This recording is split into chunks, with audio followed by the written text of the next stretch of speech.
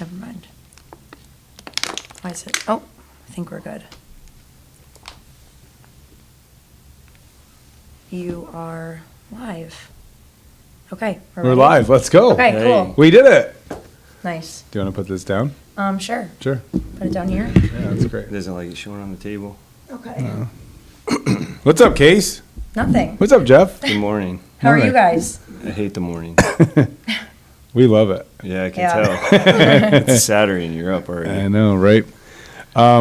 I'll rock out the opening. All right, Thanks. guys. Welcome to another episode of Coaching Over Coffee. We got a special guest that's all near and dear to our heart, as well as Luke Bryant's heart, too, as well. God, here we go. One of our best friends here, his name is Jeff Dorvee. We're going to ask him a lot of tough questions today. He's got a lot of background stories that we want to dive into, a lot of nuggets. I actually was going to wear a hat today. Yeah. Yeah, because I didn't want, number one, I didn't want two bald guys sitting next to each other, so that's good that Okay. you're in the middle, like a rose between two thorns, right? Okay, Jeff, let's give a little background story. Let's talk about years high school. Tell us, like, what you did, how you got into the military, and then we'll kind of dive into it all from there. So high school, standout athlete, 5 touchdowns, 1 game. Yeah, sure. So went to South Glens Falls, graduated in 2003. Was supposed to graduate in 2002, but I wanted to take an extra year in high school to, get some extra education because I hated school. You graduated in 2002. Yeah, sorry, 2000. I was supposed to graduate in 2001. 2001, yes, Yeah. okay. And then, I really didn't like school. Didn't really have the great background to like kind of understand what school was back then. So Sure. I kind of was just going through the motions. Saw a lot of people that graduated in 2001 stop or go pay for school and then come back a year later. So I was like, I'm not doing that. I saw the Marine posters and I wanted to go join the military. To be honest, I tried the Marines first, and then I had asthma when I was a kid. Long story short, joined the Army, and then. So they wouldn't let you in the Marines because you had asthma? Yeah, Okay. just because I said that I had asthma. I never Oh. really had asthma, so I had to get like a letter from like Coach Sharrow, Sure. a football coach back then, for the Army to say like, hey, he's never had any problems, breathing and stuff like that. And 21 years later, I'm still in the Army. Okay. How was that military life when you first started? Was it everything that you thought it was going to be? Was it completely different? It was good. So I got stationed in Hawaii, which was good. So I went away, came back. Everybody was doing the same thing. Go out to the bar, same people, same spot every time. So I enjoyed getting away, but I also like coming back. Home. So, yeah. Being in Hawaii, obviously you see like one of the nicest places in the world is, and I know too much about you. Did you have your motorcycle accident in Hawaii? I did, yes. Okay, you want to talk about that So quick? I deployed to Afghanistan from 04 to 05. I came back. I had a good amount of money in my bank account. Young guy, didn't really know too much. I was like, I'm going to buy a brand new motorcycle for like $16,000. Insurance was expensive in Hawaii, so I thought I had full coverage, and apparently I didn't. So I smashed into the back of a van trying to stop because they were trying to stop at the Dole plantation, which is the Bananas? Yeah. Yeah. And they go to stop, and I was like looking off to the left, and then next thing you know, I'm head first laying in the back of a van. This little girl screaming. Somehow I was perfectly fine. I just snapped my tibia in my left leg. I just snapped my tibia. I didn't. I just Yeah. broke my leg, but I didn't. I was okay. Well, because I was head first through the back of a windshield. So I'm like, all this in the Yeah. van, fine. He had hair back then, though, too. Yeah, that's probably was this- softened the blow. You had a helmet on. I did. Good. See. Yeah, but I had the visor down, and I had a bunch of glass like caught my face, but wasn't too bad. I Yeah. guess. Okay, Broken tibia. so Afghanistan, and chime in anytime you Okay. want. I know you're here. I have stuff for later. Don't Okay, worry. good. Okay, so Hawaii get deployed to Afghanistan previously, right? So This is the first time. That was the first time I was on active duty. okay, so talk about that situation. What's one thing that you take away from that mission, that trip, that I don't know, kind of like stuck with you? I guess like kind of like the same for each of my trips is just like, we're so lucky to have things here in the United States that, in a third world country you don't have, Yeah. one of my pet peeves is when people throw garbage out the window, Yeah. cigarette butts specifically, but because somebody's got to pick that up. Somebody's Right. going to pick that up here. You know what I mean? Hopefully. They will, because you walk down the street, there's not garbage down, everywhere. Yeah. Like when you walk down the street in a third world country, I mean, there is garbage everywhere. So, like, just being grateful for having all that stuff and all the stuff that we have. So just, I guess, being grateful and, understanding that, there's a lot of people that don't have it the way we have. And we take it for, some people take advantage of it. Take it for granted, take Yeah. advantage of it. Purple Heart winner It's not a winner, but yep. award. Sure. Sorry, not a winner.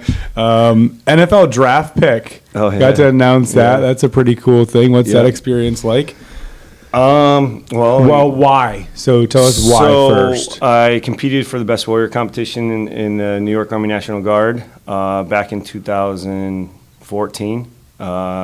And then I won the state level competition. And at the time, Command Sergeant Major Wicks was, all about it. It was kind of like the first time like a soldier was publicly publicized a lot. So I got to do the NFL draft pick. When we were there, they found out that I had a Purple Heart because of my uniform and stuff like that. So then they were definitely like, "Hey, I was really originally just supposed to go, and then they needed somebody to draft, to announce a draft pick. Do So you remember I- who it was? Gabe Jackson, Oakland Raiders. No, any of this. This is like so Yeah. cool. Yeah, I know. So I know all this stuff, and he hates to talk about it. So I want to bring it all up. And I only bring up those things too as highlights too because as Jeff walks around, you would never know that about him because he doesn't share that stuff or he doesn't want the limelight to be on him. But this show is going to be all about Jeffrey. But also, I look at like the stat from like your high school. Like, yeah, you didn't give two shits about school, and then look at the metamorphosis of like a human being is like, fuck school, I hate it. But then look at this man that you turned out Yeah. to be. And I went back to school and got an associate's degree. Oh, good, You know? good. What do you do with it now? What do you think? Do you think your family life played a huge role of that, like growth process? I think that What do you think was the determining factor of like, okay, like listen, I sucked in high school, I couldn't figure it out. What was the thing that really turned it around for you? I think I just realized like if I'm on this path, then I'm just going to continue this cycle. So like the dedication to be like, I've always had like been really good with money, kind of like always never had a credit card. Still to this day, I don't have a credit card. I have one, I just don't use it. And I was like, if I can't afford it, then I'm not buying. If I can't pay for it now, then I don't need it. Right. And a need and a want is completely different. And so I started there. My Aunt Cindy, actually, she gave me my first loan for $5,000 to buy a car. And I was always worried about paying her back. And I finally paid her back. But then after that, I was on my own. And so I think I got a lesson of like, in order to be successful in life, you have to be able to deviate between what you want and what you need and what you can afford and what somebody else has that you may want, but you don't need it and you don't have the money for it. Sure. So don't move backwards to move forward. And yeah. Okay, then you have two boys. Well, I met Shannon first. Well, Then obviously. had two boys, but yes. I'm just trying to transition. So Shannon's like biggest supporter.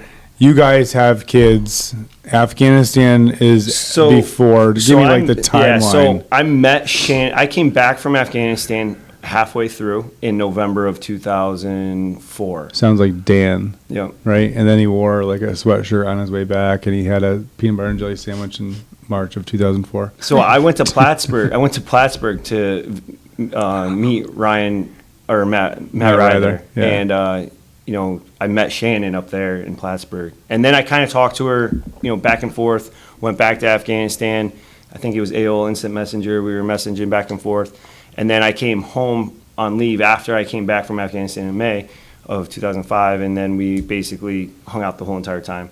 And then I went back to Hawaii. I flew her out to Hawaii. I tried to get her to stay in Hawaii. And when we were in Hawaii, she's like, because she looks, she could easily pass for, Hawaiian. Polynesian or whatever. Sure. And we would go somewhere, and I'd ask them, "Hey, where's this?" And they wouldn't even look at me because I'm a white Caucasian guy with a Hawaiian chick. And they would look at her, and she'd be like, "I'm from New York." Like, I don't know what you're talking about. So, yeah, so she didn't want to stay. She's, family oriented, so she didn't want to stay. So I ended up getting out, but not, mostly because of her, because I probably would have stayed if she wanted to stay in Hawaii. But moved back here, and that's when I joined the National Guard. And then,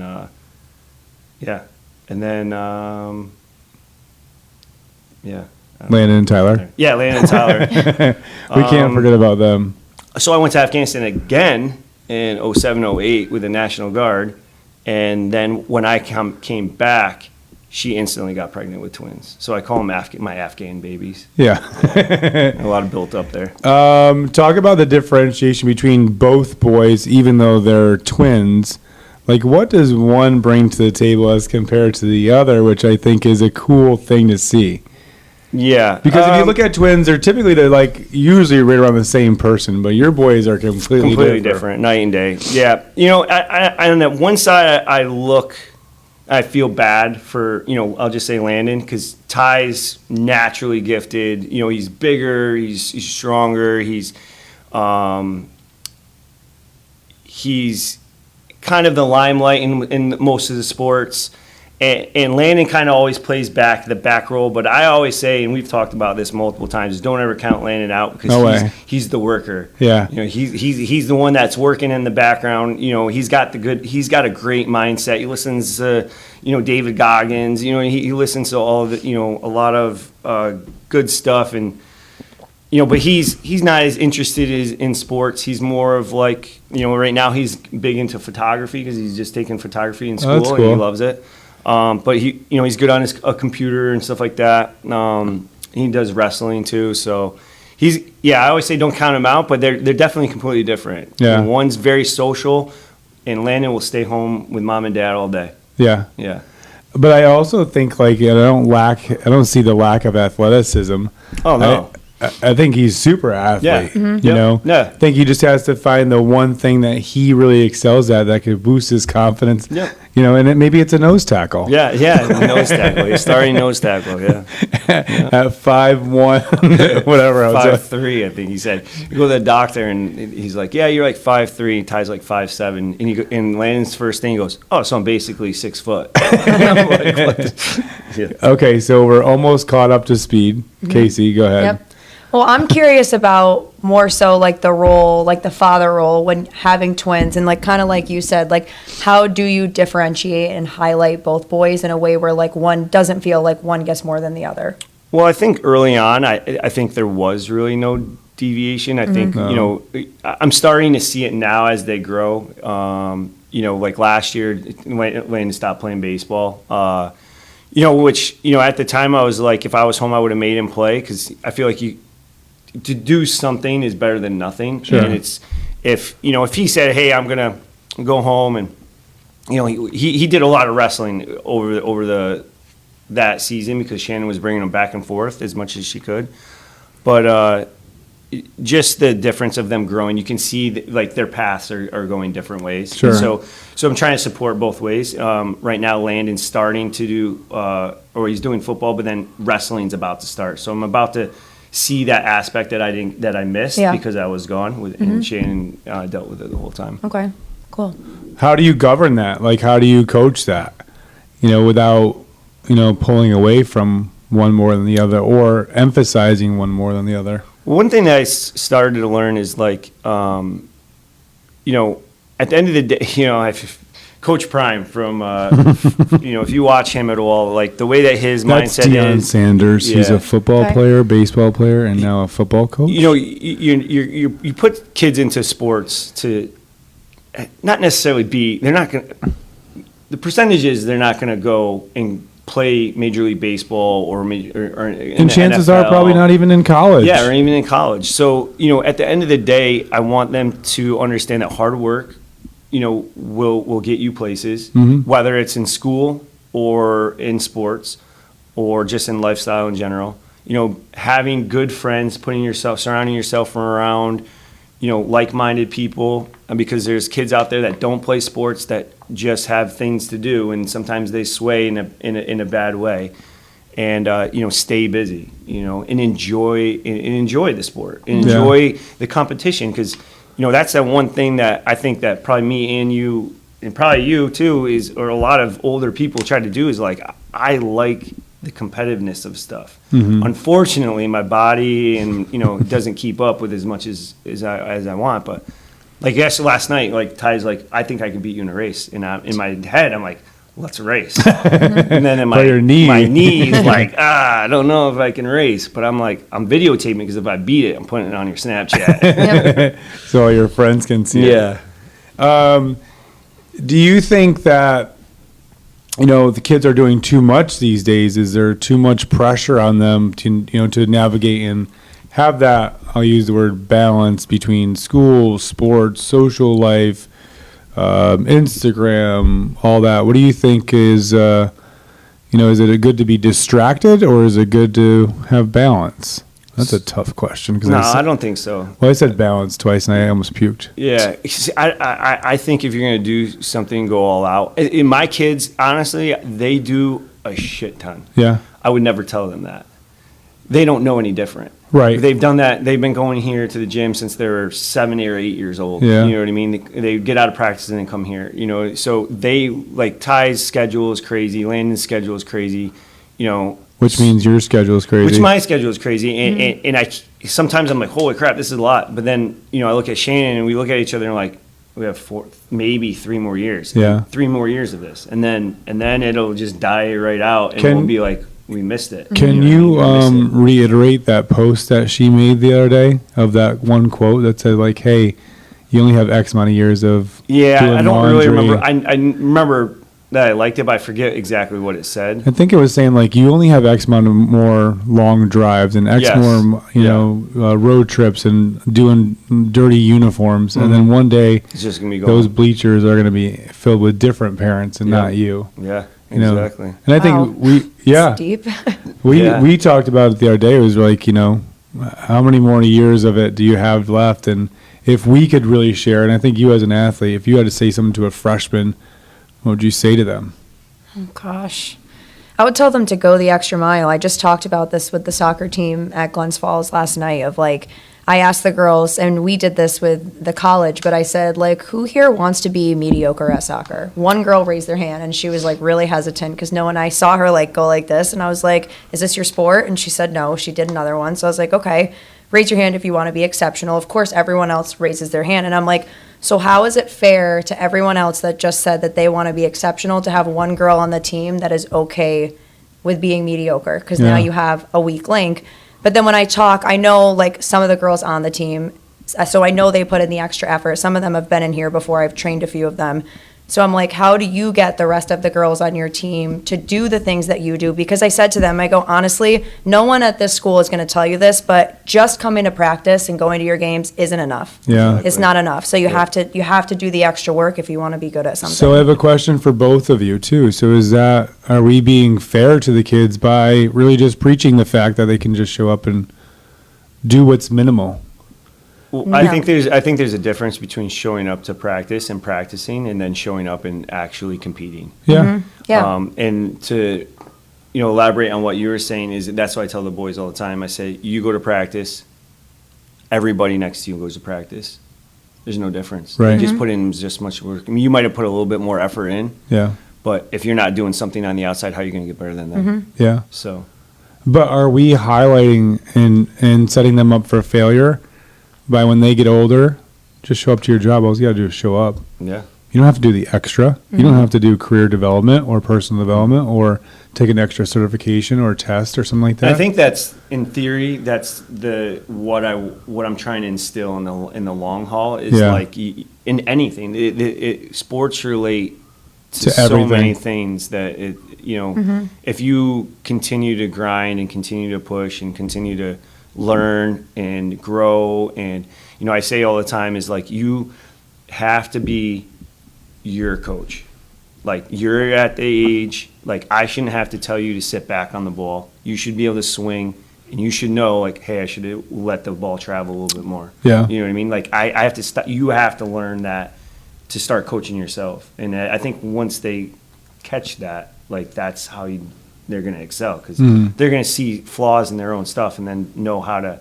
There's so many things out there now, like, you know, TikTok or YouTube or whatever, that you can learn anything by yourself. Yeah. It doesn't have to be taught to you. You can go learn it on your What'd you own. learn in Miami? How many repetitions does it take to perfect a movement or a skill set? 3,000 reps. So 3,000 swings, 3,000 jump shots, but 3,000 right swings or 3,000, you know, Yep. how to strike a soccer ball or, you know, how to serve a volleyball. 3,000 repetitions over the course of your life. Isn't that crazy to think about? It is. Like, if you do 3,000 push-ups the wrong way, how hard is it for us to fix something Yeah. like that, you know? Yep. Okay, so you got kids, wife, family.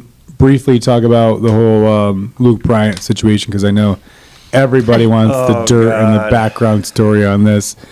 You know, we were doing a podcast with a celebrity today.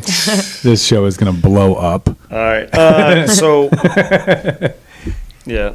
My cousin, she, So, huge Luke Bryant fan. I like him. He's cool. Like, I'm not Thumbs up. Your wife. Yeah. Shannon, Jody, and my cousin go there. Like, How long have they been taking these trips? they've been going there for probably, I don't know, 5, 6, 8 years. And I don't it's know, like a long time. It's really anywhere been that's those close. three Anywhere that's cores. close, though, they go to a concert. Anywhere close they go. They've traveled to Arizona. We've gone to Vegas like Mexico. 5 times. We've gone to Crash My Player in Mexico. I go to all the cool. Me and my cousin Scott go to all the cool trips that they let us on, and then, yeah, they go all over. So basically, my cousin Jen, she raffles with the E3 Ranch on to win Luke Bryant's truck, right? So on the side, they're going to concerts. There's a raffle. She buys all these raffle tickets. She wins his truck. She wins Luke Bryant's truck. Yeah. Crazy. Funny story, but she wins his truck. So she meets a guy from E3 Ranch, which is one of Luke Bryant's friends. They do like child trafficking and stuff like that. And so she reached out to him and said, "Hey, my cousin's coming home from Africa. You know, is there a way we can probably try to do something on, you know, whether it's on stage or in the background, whatever." It didn't really matter, because at that time, like, honestly, the Army is so like fluid. You don't know when you're really going to get in. But I wasn't allowed to fly into Albany, because most of my units were from the city, so they're flying into JFK, LaGuardia, or Syracuse. It just happened to be that day I wasn't allowed to go into Albany, but I was flying to Syracuse. It just happened to be that day that Shannon was in a concert in Syracuse the night before. It just happened to be that day that the next day, they were going to Darien Lake. Darien Lake. Yeah. So it just happened to be that I was flying into Syracuse at like 2:00, which is only 2 hours from Darien Lake. And it just happened to be that we were able to get in hold of Kerry, his manager, who gave me in charge of Mark, his tour manager, and all the things just kind of like within, I'd say 2 days. Because like, you know, we weren't even going to reach out and see if it was going to happen if I couldn't get there on time. Knew I was going to fly into Syracuse, was going to land, I would be able to get to the concert. Hey, could we get this to happen? And then they made it happen. Basically, my cousin got me a Escalade. They picked me up from the airport, which I was like not excited at first, because all my guys, all their families were there. So I'm like getting off this bus and everybody's families are there, and I'm like videotaping for my one buddy, and you know, and then I'm like, all right, I'm getting in this Escalade, and then we drive in 2 hours. So drive 2 hours, get to the venue.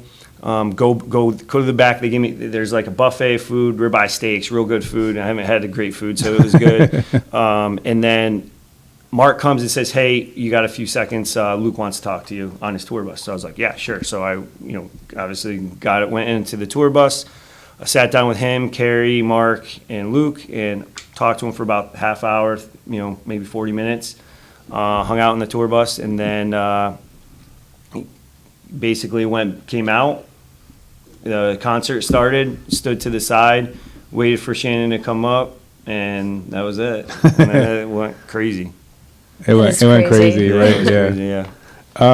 We'll wrap it up in a couple minutes, but okay, I want to ask Jeff some personal questions. You ready for this? Yep. You're sweating yet? No, actually. All right. Who is Jeff when he is his most authentic self?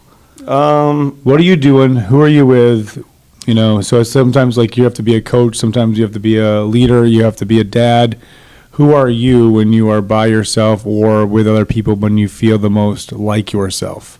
I would say around my family. Like, yeah, just, my favorite days, like, holidays, where I can go to Jody's house and just lay on the couch. Everybody's there, kind of in the background. I'm loud sometimes, as Shannon would say. Yeah. So I'm, Opinionated. I'm stirring the pot, in politics and stuff like that. So, You? yeah, No way. not on here. No. Case, you got a question. Okay. So I want to know how you set a good example for your boys and what type of role model you would like to be for them. I would say the same as I do in the Army. It's just like lead by example. I'm not going to tell them to do something that I wouldn't. I'm not going to tell them to, ask them to, put in extra work if I wouldn't. And, if they want to go to the gym, I'll go to the gym with them. You know what I mean? Yes, I would say they just lead by example. Okay. Do what that I expect them to do.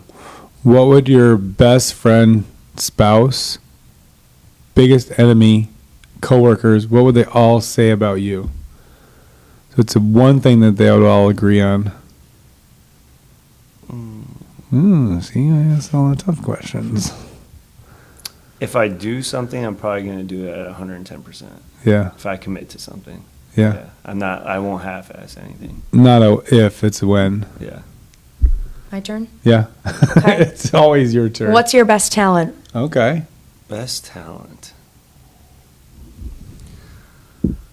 I'm organized. Super organized.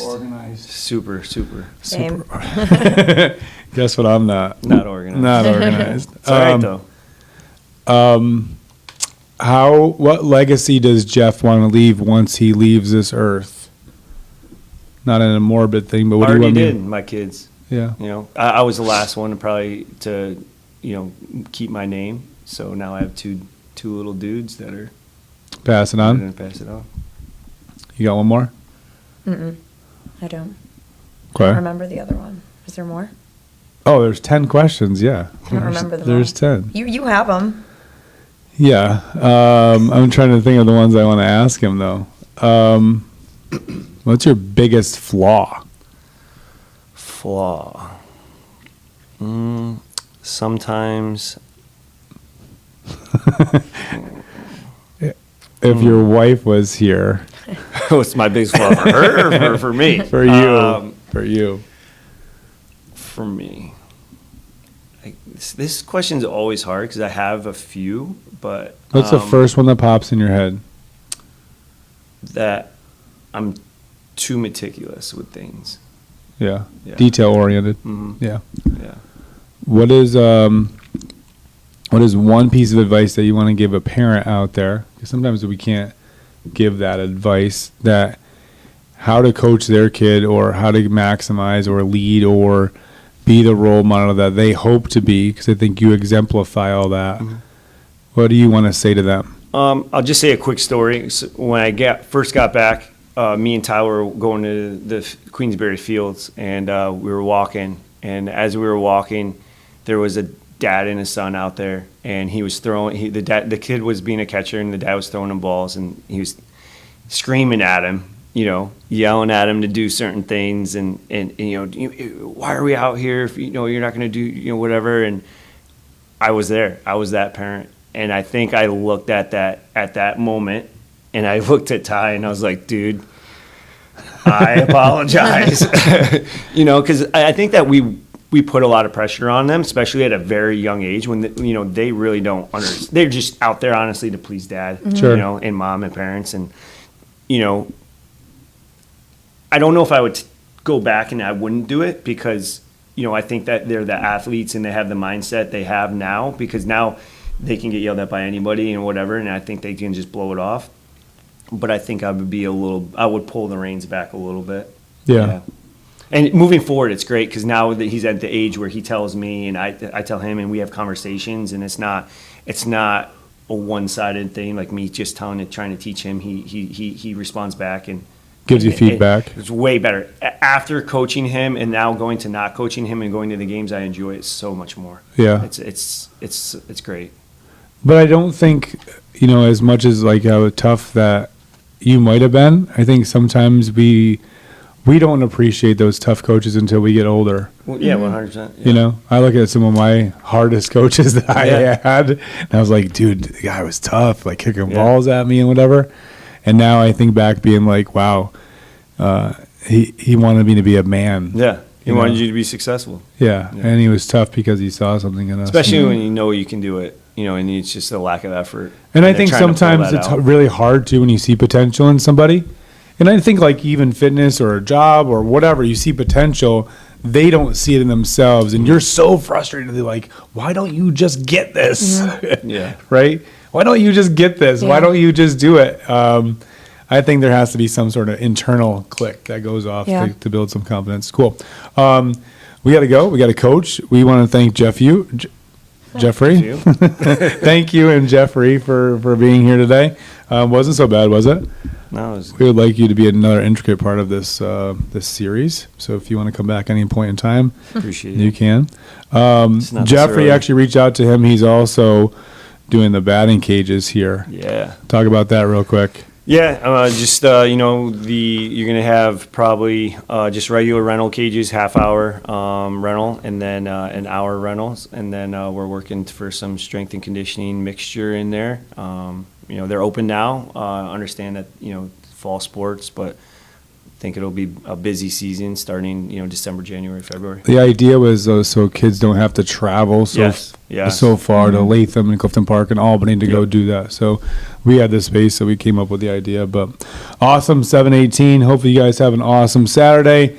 Check us out on Facebook. Share this post. I want this post to go a little bit more viral than Luke Bryant.